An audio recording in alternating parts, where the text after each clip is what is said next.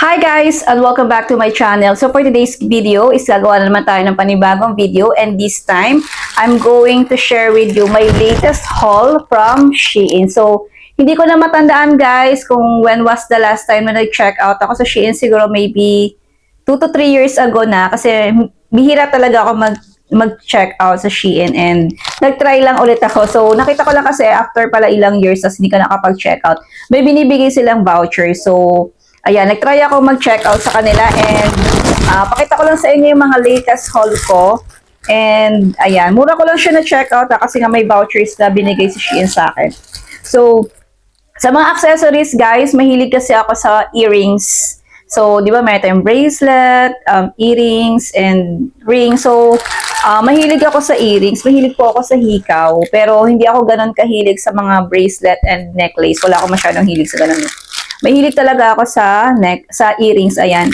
So, ito guys, isang set na siya. 5 pieces na po siya, ayan. Bale, magaganda yung design nito ha, nitong mga earrings na to.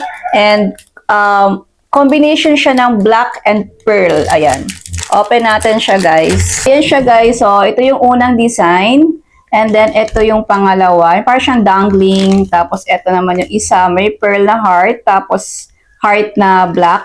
And eto naman yung isa. Ayan. Ang gaganda guys. Super cute nito. Ng mga earrings niya. Tapos itong set na ito, murang-mura lang to guys. Kasi I think 1, 2, 3, 4, 5, 6, 8 pieces na po siya guys. Isang set na. Ang cute din ng mga design. So ang laki ng tipid ko dito guys. Kasi ang gaganda talaga ng design, promise. So, sobrang gaganda. Ayan siya guys. So ayan. Tapos basta iba't iba siya ng design ng mga pearl. Ayan. Super nice nito guys. Parang 100 plus lang to.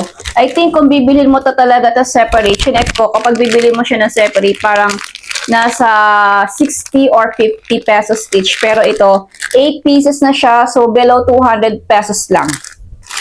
Ayan, ang gaganda guys, promise.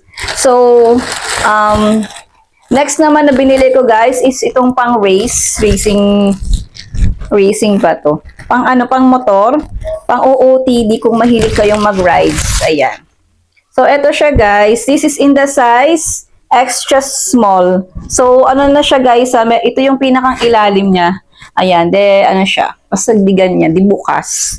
Tapos, may zipper po siya. Tapos, yung zipper niya hanggang bewang ba yan. Ayan. So, ang ganda rin to guys.